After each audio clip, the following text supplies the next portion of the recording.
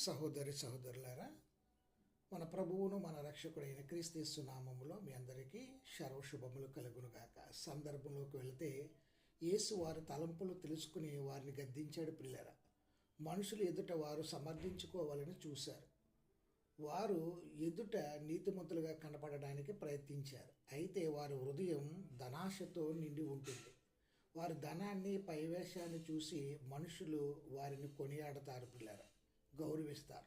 అయితే మనుషులు గౌరవించిన దానిని దేవుడు అసహించుకుంటాడు.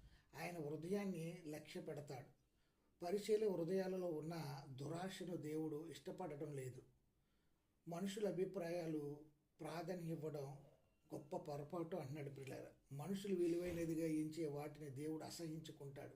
అదే సమయంలో మనుషులు తృణీకరించే వాటిని దేవుడు అంగీకరిస్తాడు.